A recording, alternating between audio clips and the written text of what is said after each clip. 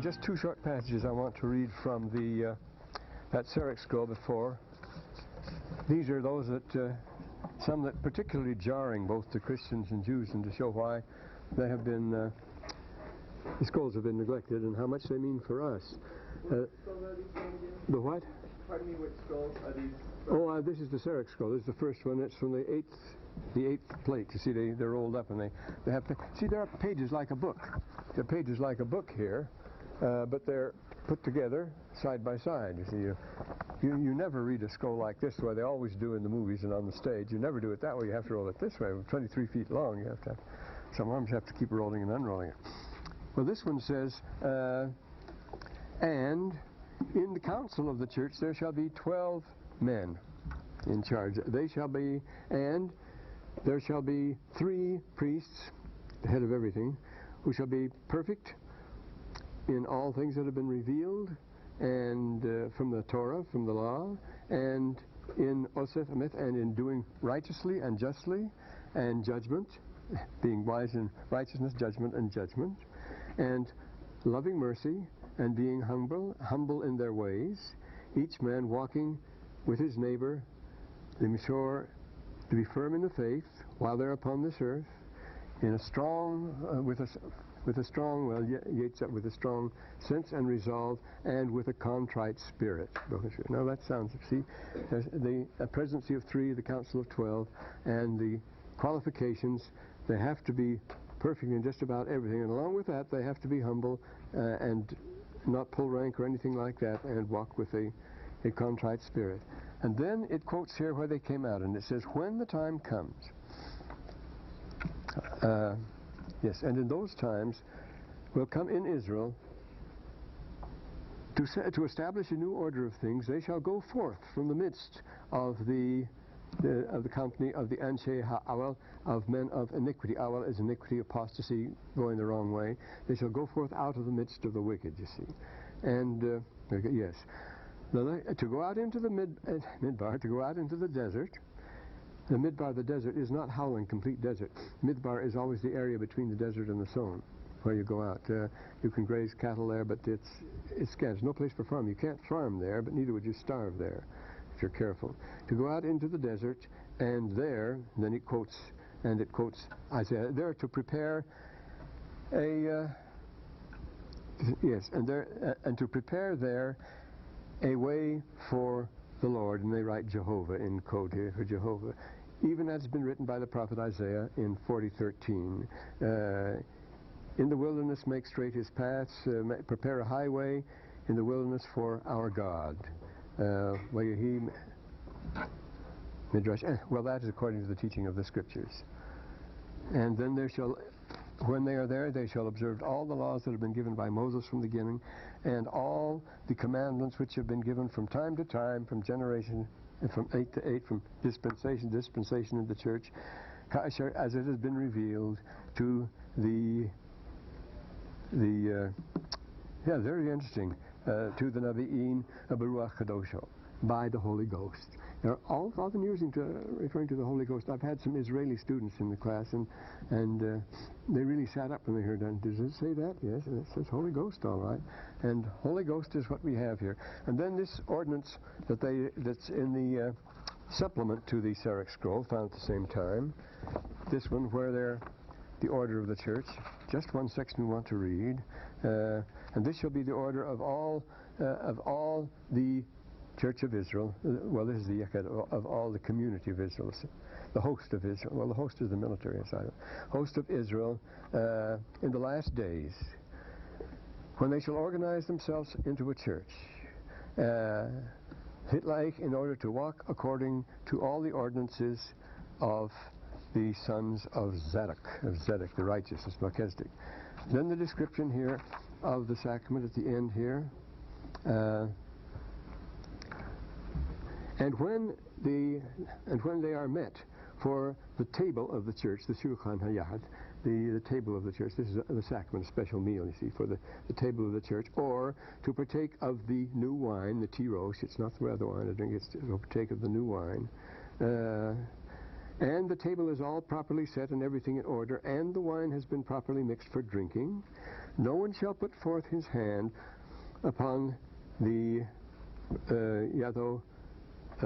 before. First, no one shall put. Well, it's the syntax here. No one shall put forth his hand upon the bread or reach it out to drink the wine before, until the priest has first blessed it, and he must bless it before all, and then he puts forth his hand. He blesses the bread, and then he blesses the new wine, and then he reaches forth his hand and puts it on the bread. He must put his hand first on the bread. He's going to pass it, or he partakes of it first of all, and then he says, and after that, Yishlach Messiah Yisrael Yadau, the Messiah of Israel shall, well, hereafter it says. If it was just describing part of the ritual, the next part, the Messiah of Israel, but it doesn't say that. It says acher. It doesn't say achrechein. But after this, the next thing that happens, it doesn't say that. It says hereafter. Hereafter, the Messiah of Israel shall reach forth his hand upon the bread. And after they have blessed after he has blessed all the community and of the church, each man according to his rank, the sacrament shall be passed to them. Baruch, after the blessing, it shall be passed to each man, Nephi, Barucho, according to his office in the church, you see. And this is the order of the church for all the quorums, meetings of the quorums, Ev, Asher, Ev, Ashrei, Anshe, whenever 12 shall come together. It doesn't say 12, it says 10. Whenever 10, Ashrei, 10 men shall come together. Whenever as many 10 come, they must have the sacrament, is the point. And it must be done in this way. The bread and the wine shall be blessed, because after comes the Messiah. Well, of course, that's why we have the sacrament. See, this has no resemblance at all to the Eucharists of the Christian churches and so forth, or anything the Jews do. St. Basil writes, and Origen says the same, but Basil is quite eloquent on the subject, one of the 8 great doctors of the church, that we know that they baptized, but nothing in the scripture tells us how they baptized. We know they married, but we have no instance, no example of what a marriage ceremony should be. We have none of these rituals handed down. He says we know they had the sacrament. We don't know how it was administered. There's nothing said about that. The Last Supper is one thing, but how do you do it in the church? And so here we have the way it should be done in the community. Of course, it's the way we do it. And why? Because the Messiah of Israel will be with them. And remember, in Matthew 14 and Mark 26, the Lord says, when he has had the sacrament, he says, now I will not partake of this wine again with you until I partake of it anew in my Father's kingdom. Then we'll have it again. And every time he appears, after his resurrection, he orders bread and wine to be brought and has the meal with them, as he does with the Nephites in 3rd Nephi. He administers the sacrament to them. He blesses it personally when the Messiah of Israel does it. And why do we do it? One purpose. That they do always remember him. He's in it. Why? That they may have his Spirit to be with them right now. This represents the presence of the Messiah. The time when he shall come, when he was with us before, he had this meal. When he shall be with us hereafter, he had this meal. And we are remembering both of them right now. We're looking forward to him.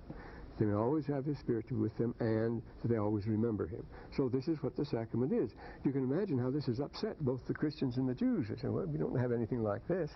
What's going on here? Well, now we're back to our story. We've got to move along, and there's plenty here. So let's turn to now, if you haven't got your Book of Mormon, you might as well go home, or it's a nice day, for heaven's sake, go out. But there's no point coming to class without your Book of Mormon, see. And then, in chapter 4, they're going back to Jerusalem again. They're still going another time. And notice it talks about Laban and his 50 and his tens of thousands, his city patrol of 50, his tens of thousands in the field, because he was high commander. Exactly the same position that Joash held in the Lachish letters. And you notice that Nephi is a very powerful speaker and a terrific persuader. What a salesman he would be. There are a number of speeches by him here, and he is great in the swazoria. He is very strong in the protreptic type of oratory, which is urging somebody to do something, and he has a line of reason that builds up to a climax and then just forces you into it. And he says here, back to Jerusalem, phooey, they've had a bad enough time. They were chased out the first time, didn't get anywhere. We've got to go back. Let's go up, let's be strong like Moses. He spake to the waters and so forth, and the Red Sea divided hither and thither, the armies of Pharaoh, the They would accept that tradition, you see. Then he argues in the line, you know that this is true, and an angel has spoken to you. Wherefore can you doubt? Well, now wait a minute. They saw an angel and they can doubt. Wherefore can you doubt? Why weren't they completely overwhelmed by the angel? Why didn't that convince them for the rest of their lives? This is an interesting phenomenon. Brigham Young says, pray that you will not see an angel, you see, because everyone who's seen an angel has apostatized from the church. Nearly all of them did. And wherefore can you doubt? Well, when the angel is gone, you are still there, is the point, see. You're still yourself. You haven't changed your character. You may see 10 years. That doesn't make any difference. There was the glory of Moses on the children of Israel, you see. But as soon as he left them, they immediately were up to their old shenanigans, the golden calf and all the rest of it. Do these things leave a permanent imprint? You can have, you say, a person goes back to his normal life, and in this life, the earth has a very strong hold on us. Nothing is more powerful than gravitation, the weakest form in the universe. But you know, if it was Mel Cook, who was an explosive expert. You know, he invented the explosion. He was at it's up to you here. Mel Cook, he said, if the entire Earth was made of TNT, entire Earth, and it all blew up, what do you think would happen? Now here's the weakest force in the universe, the force of gravity. It would only expand less than 3%. It wouldn't go boom like they do in Star Wars and so forth, where the planet explodes in all directions. That doesn't happen. The force of gravity is so powerful, with the Earth, that it would only swell up 3%, and that's it. If the whole thing was solid TNT, now if it was some at the center, but this is how powerful, and it holds us too. As Faust says, the Erde hat mich wieder. After all that you experience, all your spooks and so forth, the Earth has you again, and it holds you very hard. And this is what happens to all of us here. So if you see angels occasionally, don't let it turn your head. What kind of a display really changes your character? What kind? It's an inside. It's invisible. It's some experience you have, something that hits you all of a sudden. Well, so he goes on here. Laban is 50s, tens of thousands. Well, then he speaks to them, and you know the angel spoke unto you. He says, why can you doubt that? Let us go up. The Lord is able to deliver us, even as our fathers, to destroy Laban, even as the Egyptians.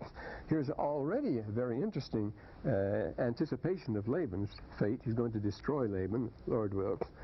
This puts him, well, it's his subconscious here speaking, I suppose. But you see what an argument he has. And then, this fifth verse is interesting, too. In an old Saints Herald, where Emma Smith is being interviewed after the death of the prophet, she says, when they got to this passage, Lord Jesus, Joseph Smith was translating, you see, with the seer stones, and he looked up with surprise and said, Emma, did Jerusalem have walls? He didn't even know the city had walls. He didn't know anything about what he was writing here. Yes, Jerusalem had walls, you know. And then he goes on, and he was led by the Spirit. Now this passage reassures anybody, you see. He was led by the Spirit, not knowing beforehand the things he should do. This is a very popular passage of the Book of Mormon, because inside of all of us there comes that time when you're led by the Spirit, not knowing what you should do, and yet you are willing to be led. Because what's your own judgment got to do about it? You don't know the situation. They don't know the situation in Jerusalem anymore. What are they going to do? And that's, well, he finds Laban drunk and so forth. And it takes 13 steps for him to rationalize himself. He doesn't rationalize himself. It's the Spirit. But he is so reluctant. And I told you the story about the two Arabs where little Fayak Saleh says there's something wrong with this story. This is always criticized. Such a bloody thing. This should never happen. This shouldn't be put in here and so forth. But this is the way the Arabs do things, so that Fayak and Salim, after the class, were really quite worried. They said, why did he wait so long to cut off his head? That was not according to Arab custom or behavior, and it was his chance and so forth. But he waited a long time. He has a real struggle here, you notice, in spite of the fact. Here he is. Notice the hilt thereof was of pure gold, and the blade thereof of most precious steel. Steel is always precious, but they had plenty of steel in Nehi's day, but it was very precious. It's cornelian steel and so forth, Damascus steel, or a sword was worth thousands of dollars. They were so valuable. It could cut through an anvil. It was such marvelous stuff. Here is 700 years older than this, is the pure steel blade. Very bad Xerox here. The pure steel blade of Tutankhamun with a pure gold handle. The handle is pure gold, and the blade is pure steel. And that's what he said here. Very precious, a very valuable weapon. And here's Laban, dead drunk in the street, a disgusting figure. But you're hardly so going to attack a sleeping man. as we're told in the ballad of Clark Saunders, 'twas shame to slay a sleeping man. We don't do that sort of thing. He doesn't want to do that either. But he was constrained by it. He had the impulse to kill Laban. But I said in my heart, never at any time have I shed blood of man. That's the first thing. He wouldn't do it, because that's the first rule. God will not that man should shed blood, but in all things has forbidden it since the beginning of man, as we read in Ether 8:19. So he shrunk and wouldn't do it. That means he shrunk. He was sick. He was sick at the stomach. He wasn't going to do it at all. The Spirit said to me again, behold, notice the next reason, the Lord has delivered him into thy hands. This is your chance. Like other high military officials in our time, Nazi criminals and so forth, he knew Laban was a murderer. He knew that he was a lawless man because he'd robbed them. He was a thief. He made him a promise, and when they want to deal, he chased him out and tried to kill him, and took all they left with him, and that was the end of the deal. That's the sort of a person he was dealing with. Well, isn't that the way to handle that sort of thing? So he thinks of that as a pretty good reason. And I knew, there's another reason, I knew he had sought to take away my own life, yet I knew he wouldn't hearken to the commandments of the Lord. There's another argument. And also he had taken away our property. Well, it's about time. No, he still won't do it. And the 12th verse, and the Spirit said to me again, all this still holding back, not enough. Slay him, for the Lord hath delivered him into thy hand. Another argument, the Lord slayeth the wicked. He's doing to bring forth his righteous purposes. Isn't that right? Well, it is better that one man should perish than that the nation should dwindle and perish in unbelief. You've got to get that record anyhow. Now when I, Lord, heard these words, I remembered the words of the Lord which he spoke unto me in the wilderness, saying, inasmuch as you keep my command. So it's a commandment. This is a special order, you see. This isn't just an impulse and a chance. He wouldn't be justified in doing this on his own, but now he gets a special order, you see. Then he says, thy seed shall keep my commandments, they shall prosper in the land. Another argument, 15th verse, and I also thought, keeping the commandments according to the law of Moses, they should have the law. Another verse, 16, and I also knew that the law was engraven on the plates of brass, and I'd have to get them. I wouldn't get them otherwise. And 17th verse, and again I knew that the Lord delivered Laban in my hands for this cause. It had a definite purpose. And this has taken 13 steps to convince him that he better go ahead with it. Accordingly I did according to his commandments, wherefore I did obey the voice of the Spirit. Well, he was a skilled hunter, as you know. He with a bow, what he does when he's in the mountain there, he's pretty good. But after an agony of debate, he finally does it. He puts on his garments and girds on his armor in the treasury. And then we have an interesting thing. As they're carrying the engravings out, he meets the servant of, well, here you get a typical glimpse into the Lakish letters, don't you? 22nd verse. He spake unto me concerning the elders of the Jews, knowing that his master Laban had been out at night among them, holding night sessions with the elders. A great sense of danger and of tension here. And I spake unto him, he was wearing his ceremonial armor. It's a crisis, you see. And I spake unto him as if it had been Laban.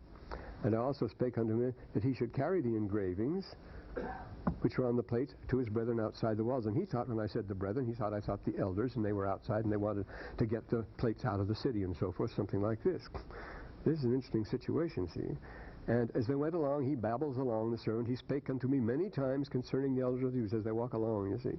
As I went forth unto my brethren who were without the walls. He keeps up a steady stream of talk. He fills him in about the elders and what's going on in town and so forth.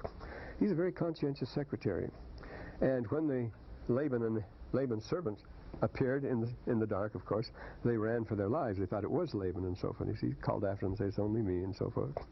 Then Laban's servant was to be terrified, and I grabbed him and held his mouth. He was large and powerful, and I swore unto him to come down to us. Now here we get a bit of the Dead Sea Scrolls, which were happening at that time. Of course, we have them.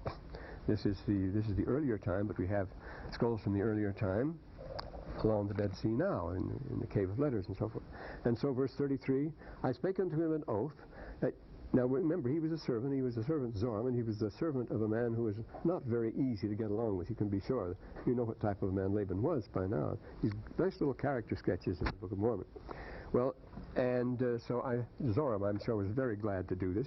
His name is very interesting. It's a Canaanite name, being a servant. See, he probably not an Israelite. He was one of them, because throughout the Book of Mormon, the Zoramites always retain a special ethnic identity. They're always Zoramites and always by themselves.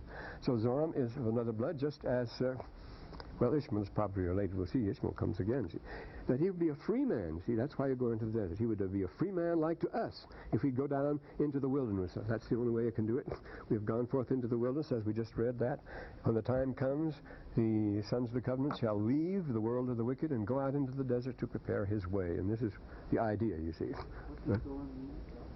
Oh, it means a strong rain, a refreshing rain. It's not a Hebrew word, though. It's an Aramaic word, yeah? So they, from Zoram's just saying, oh, figure they're outside the city taking the records out. Would that indicate that clear back, it was a regular thing that in times of crisis? No, this was a crisis. They were trying to make a break for it. They could have been records out and hide we know they had been storing the records. We know had the official records. They had places to store them. Well, look at that copper scroll. Right. And remember, these are the temple treasures. These are the official treasures of the nation. So they were already hiding these things up well ahead of time. And this was another crisis. Things look bad here, so this could be going on. It blew over for a few years, 11 years, and then it got really serious. And remember, they thought it wouldn't be destroyed. The brethren thought nobody destroys Jerusalem, and Nebuchadnezzar didn't destroy it. In 597, he wanted to save it like everybody else. Once you've conquered it, it's to your advantage to leave it there. It was only because he was as hopping mad when Zedekiah, whom he had put on the throne, you see. Notice the name Zedekiah is the same as Zadok here. Zedekiah, whom he'd put on the throne, rebelled against him. Well, he wasn't going to tolerate that, and so he destroyed the city and put all of Zedekiah's family to death and blinded him. So, and when they got to, oh yes, here it goes. And surely the Lord hath commanded us to do this thing. Shall we not be diligent in keeping the commandments of the Lord? If you're going to keep the commandments of the Lord and be diligent, you have to do what they're doing. You have to come out of the midst of the wicked. See? You notice the passages we read the last time. They've come to plant a temple, a true temple for Aaron and for Israel and so forth, until Adke Yavo, until the Messiah of Israel shall come. They're preparing this way, his way in the wilderness. Shall we not be diligent in keeping the commandments of the Lord?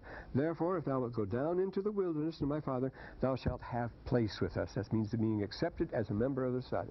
When you're fleeing from the enemy, and this comes later in the dreams of Nephi, and you go to a great sheikh in his tent, you go in and kneel and put the hem of his robe on your shoulder, a figure we find very clear in the Book of Mormon, and you say, Ana Dakhilak, I am your suppliant, your suppliant indeed. I am your suppliant. And he's obliged then to say, Ahlan wa sahlan wa marhaban, and have a place, have a family, have a share in our tent, and so forth. You're taken in. Ahlan, same word as tent, same word as family. Ahl is a family, Ohel is a tent. And you have Ahlan, you have the family, wa sahlan, or marhaban, or rahab is a wide place. We'll make a wide place so people move over and you have a place to sit down, and now you're a member. And he says the same thing. You will have place with you. You have a marhab with us if you come down with us. And Zoram took courage at the word. It sounded good to him. And his name was Zoram. And he promised that he would go down in the wilderness with my father. And he enters the covenant. He made an oath unto us that he would tarry with us from that point. Says after that we didn't worry about him. We knew he wouldn't break his oath. He joins the community. And the community, of course, are rated in the city as outlaws. Of course, the king and especially Laban is out to get them. They chased them out. That says here. When Zoram had made an oath, he came to our fears concerning him did cease. But here in the verse ahead of that, we were desirous that he should tarry with us for this cause, that the Jews might not know concerning our flight into the wilderness. The police were after them, lest they should pursue us and destroy us. So Zoram couldn't go back and report. That would never do. Remember, that's what happens in the case of the prophet Uriah going down into Egypt. They report and they go after him and catch up with him. Here's another interesting touch in the next chapter. Remember, none of the people wanted to go. None of them were on fire about this journey. Laman and Lemuel, of course, were flat against it. Nephi had to have a special revelation. Of course, Lehi had plenty of them. And he had to persuade Sam, had to work on him. And now we see that Mama was against it from the beginning, too. She didn't like it at all. She was filled with joy when they returned because she had supposed they'd perished and had complained against my father. Sarah is the worried Jewish mama here. And she really tears into him. She complains, just like the boys did. He was a visionary man. He was a Pekeach. How can you trust in your crazy visions? Now what? Behold, thou hast led us forth into the land of our from the land of our inheritance, and my sons are no more, and we shall perish in the wilderness, etc. You can hear her going on and on. He gives her a bad time until they finally come back again. Then there's great relief because they come back, and then it's joy. And after this manner of language had my mother kept at my father all the time they were away. She really worked on him. So nobody likes this trip. Well, he says, no, and his patient rejoinder is so typical. Yeah, I know I'm a visionary man, he says. Papa, behold, I have, but remember, behold, the tense is important here. I have obtained the land of promise. He already has it, you see. The promise is a promise. It's all things are present once you have made the transition, once you have accepted it. He already got the land. I have obtained the land of promise. And after this land, when he goes out, yea, I know the Lord will deliver thy sons out of the hands and bring them back again. Don't worry, it's all right. After this manner of language, my father Lehi did comfort my mother Sarah until they came back, and then her joy was full, and my mother was comforted, and she spake, now I know of a surety. She doubted all along, she says in the 8th verse. Now I know of a surety that the Lord has commanded my husband to flee into the wilderness. Till then, no, she's been scolding him all along. And after this manner of language did she speak. He brings us into the family here, these things going on. And they rejoiced, and they offered them Mizbeach. And notice what he brought, what were in the plates.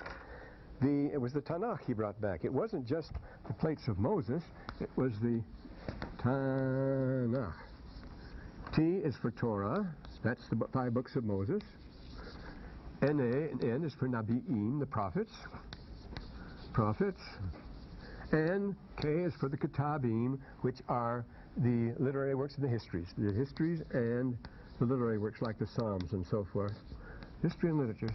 So they call the entire Old Testament the Tanakh, the Torah, the prophets, and that's exactly what was in the bronze plates we read here. Notice verse 11. He beheld, they did contain the 5 books of Moses. Verse 12, and also a record of the Jews from the beginning. Their complete history is there too, down to the time of Zedekiah, king of Judah. See, they were the Jews, the inhabitants of Judah were Jews. And thirdly, 13th verse, and also the prophecies of the holy prophets. So it contained the prophecies of the holy prophets. It contained a record of the Jews from the beginning, right down to Zedekiah, the time they left, and it contained the 5 books of Moses. It was the Tanakh. So they had the complete Bible, the Nephites did. And also they had their genealogy, a descendant of Joseph. This is an interesting thing, you notice. Well, we'll get to that in a second. The genealogy, and he found out that he was a descendant of Joseph and so forth. Why didn't he, who was an important rich man, have it and so forth? Well, these documents were very rare and they were secret. They were kept, he wouldn't be able to get them. And Laban was also a descendant of Joseph, a direct line. That's probably why they were in his house. But only one person at a time could receive these genealogical records, and that was the direct descendant. In this case, it happened to be Laban. And my father, when he read these things, was filled with the Spirit and began to prophesy. And he says, these plates of brass should go forth unto all nations, all kindreds, tongues, and people who were as his seed. Now, this is an amazing thing, you see. At that time, remember, the New Testament, the Old Testament, was not in the possession of Jews. You couldn't have it. It was a secret book. It was circulated. Translation was very limited. The law was read publicly once a year, but only the Sopharim, the scribes and Pharisees. That's why they were so jealous of their rights. The Sopharim was the one that started interpreting the law in Palestine, where they didn't have in Babylon, where they didn't have a temple. They taught the right, and they got a proprietary claim, the Talmudists, they call themselves rabbis, which means the great ones, by their own title. The Talmud is full of the most outrageous boasting. You never heard men who built themselves up like those. They were absolutely insufferable, just like the scribes and Pharisees.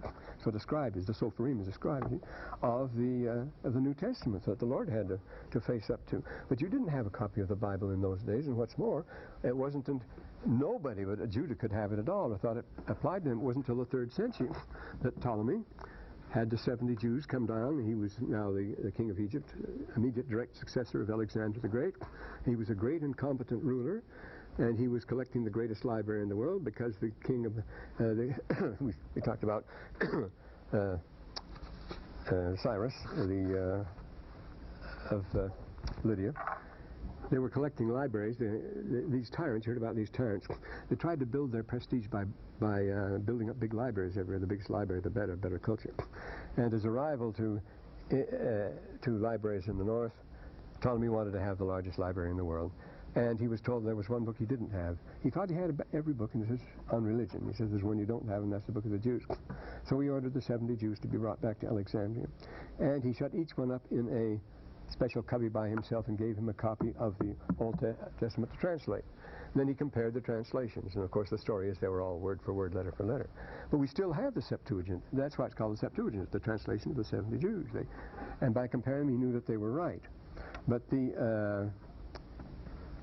and what's more, we have the Septuagint, which is 300 years older than any, well, far older than that, than any Hebrew text we have. The oldest Hebrew text we have is the Ben Asher Codex from the 9th century A.D. But we have a Greek text from the 3rd century B.C. of the Old Testament. That's the one to follow. We have that and we compare it. And it's a very interesting thing where the scrolls differ from, remember, in Cave 1, the thing I could have brought along because I have the bound copy of it, was a complete copy of Isaiah. 1,000 years older than any other Hebrew copy of Isaiah known. There are 3,000 different readings in it, but they're mostly trivial readings, showing that how marvelously well these scriptures have been handed down. But where there are differences, the Dead Sea Scrolls, the old ones, always follow the Septuagint. As a rule, follow the Septuagint. And where Joseph Smith differs, and where the Book of Mormon follows, say Isaiah, there are quite a number, a long passages from Isaiah in the Book of Mormon, where they differ from our King James Bible. They follow the Septuagint too, and they follow the older text. So we have it here. But remember this, nobody outside of Israel ever thought of, ever even dreamed about the Old Testament. I mean, Ptolemy didn't even know about it, though he was a very learned man. He didn't even know about it until somebody told him, a Jew in his court told him that. And so he got these 70 men and had it translated. But until then, you see, it was known only in Judah and only to a very select group of scribes who jealously guarded it. So when it says a thing like this, these plates of grass shall go forth to all nations, kindreds, tongues, and people, it was a very shocking news. Because out of Alexandria then, see, it came, the copies were made then, and that's where we get our Septuagint. It spread throughout the whole world from there, and all the world has the Bible now. And nobody ever dreamed that this local national record would become the world record and so forth. Wherefore, he said that the brass plates should never perish, neither should, notice this doesn't refer to the Book of Mormon, this refers to the brass plates here, what's beyond them here, the bronze plates. And that's it. They're still bright, neither be dimmed any more by time. He prophesied many things concerning them, so we still have them to this day. They come down to us. And these are great words to us. Notice why did we need them on the trip here, and this is the 21st verse, that we could preserve the commandments of the Lord to our children. And the commandments here, both in the prophets and in the writings, of course, and in the book of Moses. Well, now the next one, he tells us he's going to give us an abbreviated count. I write the things which are pleasing unto the world, I do not write, but things which are pleasing to God and unto those who are not of this world. That's important. The Book of Mormon is not to be peddled for entertainment or TV fare. It is not meant to be diverting. Mark Twain says it's simply chloroform in print. Most people can't even get through it. I think it's the dullest book in the world. We know it's anything but that, but it isn't written as a bestseller. It's not written for the sake of the story or the thrills, though people are trying to build it up for that to make a quick buck. You know, today it goes on everywhere. When you pick up the Book of Mormon, you shift your mind into another gear especially. And not to relax, you have to make it a working force then and really get going. Well, then here, they still have to take another trip back to Jerusalem. So, and it's get to wives, that his daughters should take the daughters to wife of Ishmael. So they go down in the 2nd verse, and went straight to the house of Ishmael. He knows where he's going. And my brethren should again return to the land of Ishmael and bring down Ishmael and his family into the wilderness. Well, of course, the name with Ishmael, remember the great rival of Isaac was Ishmael. Ishmael claims the covenant, and the Muslims claim they're Arabs, they're from Ishmael, and they claim that it was not Isaac who became the true heir of the covenant, but it was Ishmael. So there's always this fierce rivalry between them, and the people, not between them. They both buried Abraham together. I mentioned that at a meeting once when we had a lot of Arabs in the school, how Abraham, Ishmael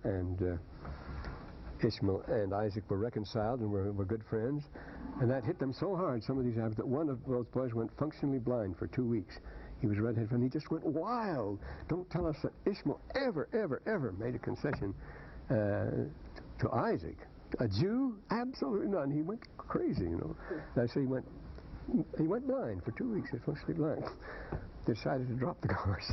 That wasn't the course, that was the talk I gave, though. But it was the consul in Salt Lake who complained. He says, so many of those boys are having nervous breakdowns because they recognized the Book of Mormon was their book, and what could they do about it? You go home and it means that, you see. That's not nice, you see. Those Arabs don't mess around, alas. They're good ones and so forth, and this is what you have. Ishmael is a good Arab. But anyone with the name of Ishmael, you can be sure, is, well, of course, Lehi himself is of Manasseh. And the rule is among these people, you must marry your bint Ami. Every girl must marry her paternal uncle, the brother of her father. She must marry him. And so it's very likely that Ishmael and Lehi were brothers because they were both the tribe of Manasseh. Half Manasseh was the desert tribe. They lived way east of the Jordan there, out in the desert, and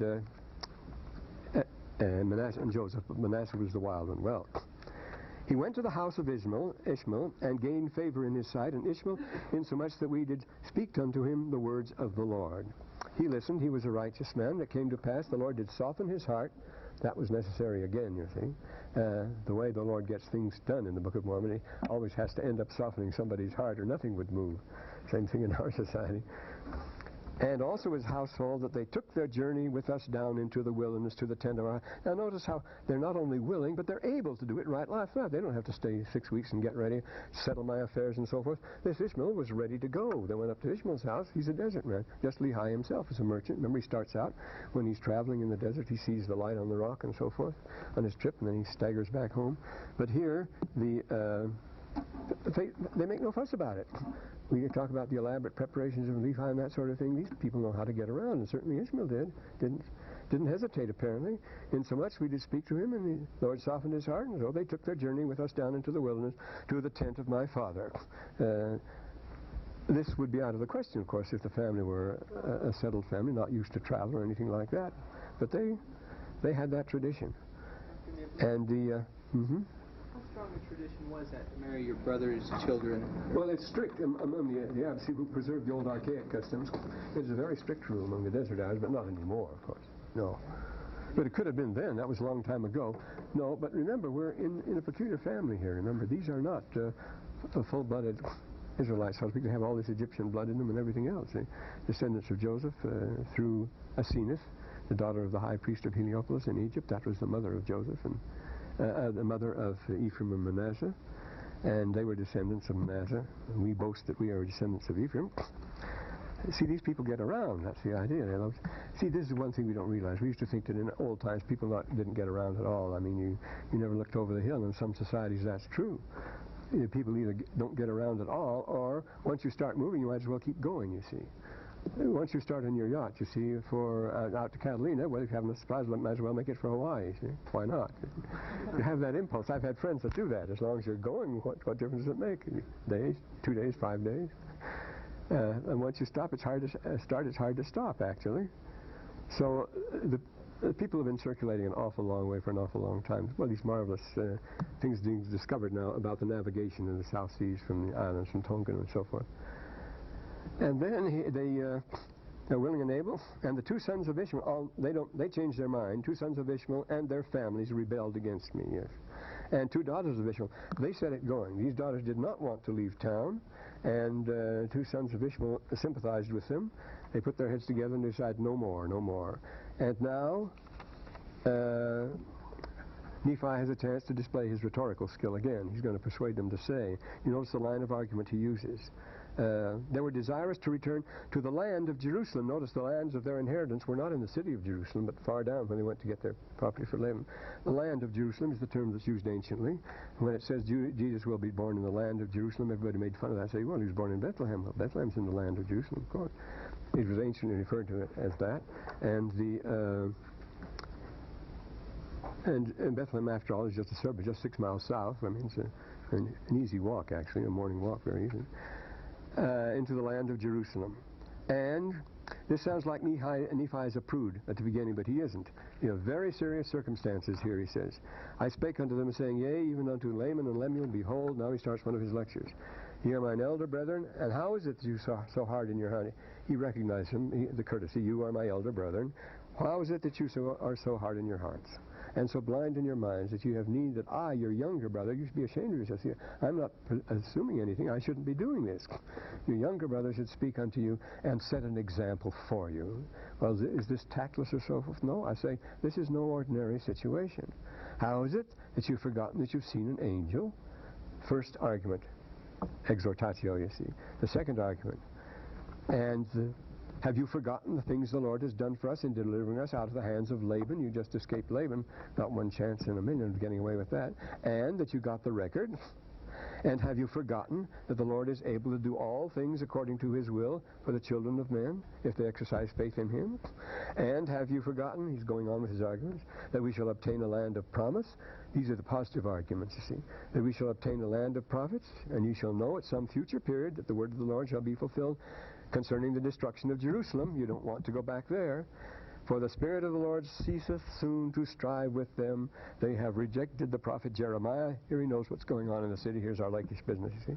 They have cast him into prison. They have sought to take away the life of my father, insomuch they have driven him out of the land. Now, what sort of a chance have we got there? So he says to them very tactfully now, after these arguments, all right, if you want to go back, you're perfectly welcome. I have no power over him. I'm your younger brother, he says. And now, if you have choice to go up to the land, all right, all you have to do, go ahead. Remember the words which I speak unto you, and if you go, you will also perish. So go ahead and welcome. They thought about that again, and they just got mad when he said it. They were furious. They tied him up and left him behind to be devoured by the beast. Another common practice in the desert. You won't kill a person. That's murder. But if you tie him up and just leave him there, you don't have to worry. Let the animals carry that out. Now, that's a custom, too, that you read about in the Arab poets and so forth. Well, the Lord gave him strength, and he burst his bounds, and prayer plus effort did it. You notice he prayed with all his might, and he strained with all his might, and it came to pass when I said these words, the bands were loosened from my hands and feet, and I stood and spake to my brethren again. Again here you see, he didn't consider this a miracle. He said nothing about being miraculous. He just said he prayed and he strained, and his bands were loosened. And it came to pass that they were angry with him again. They weren't overpowered at all, until the daughters pleaded with him. One of the mothers of Ishmael, the mother and one of the daughters have pleaded with him. And this is a thing that no Arab under any circumstance can resist. If a woman pleads from the other tribe, even if it's the worst enemy against your worst enemy, if a daughter or a mother pleads, then you are under obligations. The chivalric oath, you see. Chivalry, the rules of chivalry in the Middle Ages were adopted in the Crusades, and taken back in the time of Edward I. And they were taken from the Arabs. Of course, it was the Arabs that taught them. The great knight, all the chivalry on the side of, in the Crusades was shown on the side of the Arabs. Salah ad-Din, the greatest, noblest knight of them all, who was so kind to Richard I, who treated everybody else so badly, who slaughtered everybody else.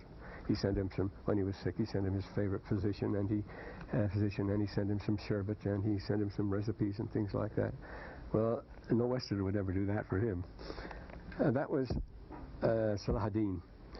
And so the daughters pleaded, and it did soften their hearts. Incidentally, if you want the best possible, it's called, and I think rightly so probably, the greatest travel book ever written is the 2 volumes of Charles Doughty called Travels in Arabia Deserta. Charles Doughty is the great classic. He's the one that they all went on. It was the end of the 19th century, Charles Doughty. O-U-G-H. You can get him in paperback, as a matter of fact. Travels in Arabia Deserta. This describes minutely all the customs. He went out and lived among them all those years, and suffered greatly. But what an eye, what an observer. Well, there are others, of course. The later ones, like Captain Bertram Thomas and Philby and others. And they bowed down before him.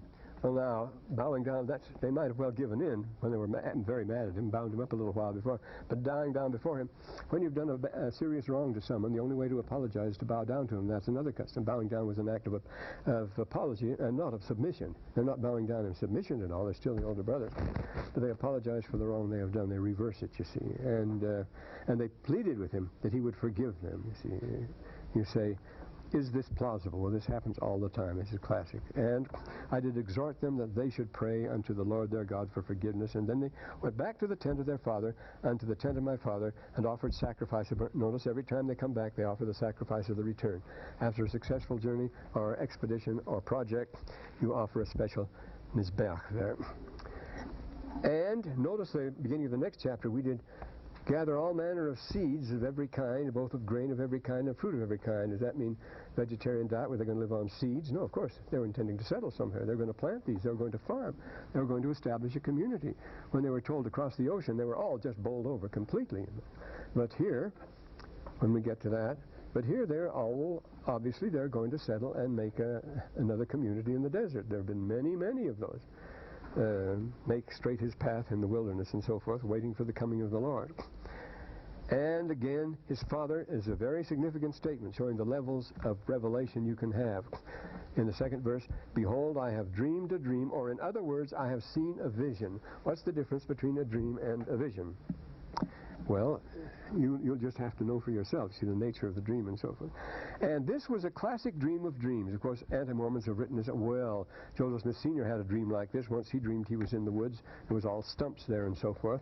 But this is the most common of dreams, after all. This, how does Dante start? Nel mezzo del cammino di Mozzarita mi ritrovai per una selva scura che la dritta via mia smarrita. In the midst of the journey of my life, I would suddenly find myself in a dark forest, and it occurred to me that I'd lost my way. And Piers Plowman, a 12th century English epic, begins. Oh, it starts out, in the summer says, and when soft was the song, I shook me and shewed as I the ship, and it goes on and on. But then he comes to the parting of the ways, and he must decide the ways. He's lost, and he has to have a guide, and the guide guides him on his way. And that's the story of every man, and all sorts of a story. And it's the story of Zosimus, a 3rd century mystic who he finds himself and he has to be guided and so forth. And John Bunyan, Pilgrim's Progress, he's lost, remember? He's in the swamp of despair, the color of despond. He's taken in the castle and so forth. He always has to be guided. So the idea of a person who is lost in this life, because this life, well, incidentally, Dante is met by a guide. And who is the guide? It's Virgil, isn't it? Well, Virgil himself writes about the two ways. There is the ivory gate and the gate of horn. The one is of bad dreams, the other is of good dreams. So this idea of finding yourself lost, because that's what we are in this world. We are lost. And the thing you're most commonly doing, and these people are out in the desert under very dangerous circumstances. We describe Lehi's dreams elsewhere. We don't need to go into them here. But he sees a man dressed in a white robe, and he came and stood before me. This is the person who's going to be his guide. He's going to be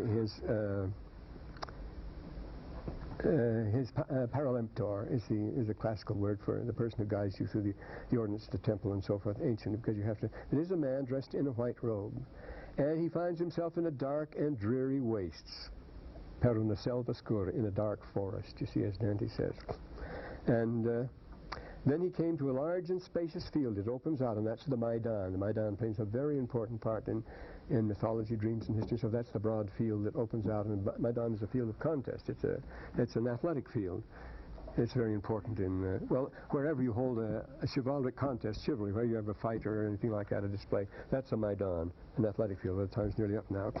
And this is frankly a parable. It's an allegory. He says it is. Beheld a tree whose fruit was desirable to make one happy.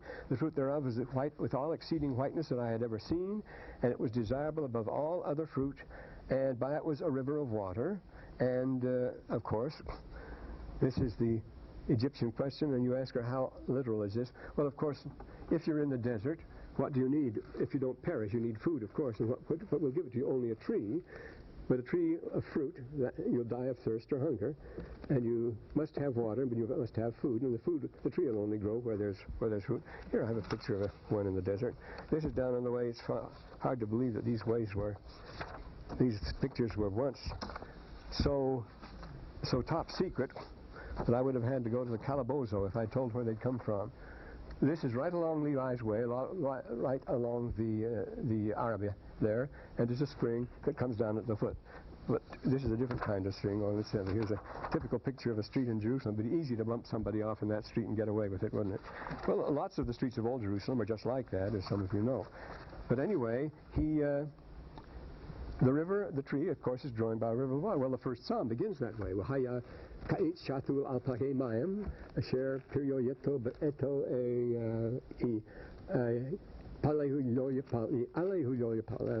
he shall be, the righteous man shall be as a tree planted by a pool of water. The tree needs the water. whose fruit does not fall off prematurely, and whose leaves stay on. Well, which bears its fruit, yite, which brings forth fruit, yite, which brings forth fruit, and its leaves fall not off. So you're compared the tree that grows by the pool of water. He'd know the first psalm, he'd know that by sight. So it's a figure to dream about. Everybody would dream about it naturally. And that's what we're having here. He dreams about that. Because that's your life. Your life is saved if you found the water and if you found the fruit. You're not going to find the fruit if there's not water by it. And at the head thereof he saw his father and mother. Well, I have a picture here from the next time, from the Dura Europos synagogue, the oldest Jewish building known in the world, discovered a few years ago and excavated at Dura Europos on the Tigris, isn't it? Dura Europos, well into Asia there, a 3rd century synagogue, the oldest synagogue known. And here is the tree of life, you see. And it's bearing all sorts of fruit, and under it is Isaac and the 12 sons, the 12 tribes of Israel. And here is Joseph blessing Ephraim and Manasseh, or Jacob blessing Isaac and Jacob. Or Isaac blessing Jacob and Esau. We'll get it right sometime. And here are the 12. And here is the Orphic figure who is playing music of beautiful harmony. The tree is full of animals. There are birds and animals there, and all creatures are being fed on the fruit of the tree. This is the tree of life, and it's right over the main shrine. This is where the shrine of the Torah was, of this very ancient synagogue, the oldest Jewish church we know. Right over it is this tree of life, with all the symbolism that is brought out by Nephi here. He's going to say that all creatures are fed on it and everything else. This is blow it up. It's in that. I don't know. Do they include any illustrations in that book, Lehi in the Desert and things like that? Oh no, this is since Gomorrah. Yes, there's a picture of this in since Gomorrah, I do believe, a bigger one, yes. But see, the tree of life was a central thing, and I say nobody knew anything about this until about 1940, wasn't it? When the Dura Europos was discovered, and it told us all sorts of things about the Jews we didn't know before. But notice what an important position they give to the tree of life, and here are the 12 sons of Israel here, surrounding Jacob or Israel. Well, I see the time's up now, but we have to move along. Well, we are moving a little bit. And then they come to the rod of iron. Yeah, so we'll take it up at the tree there.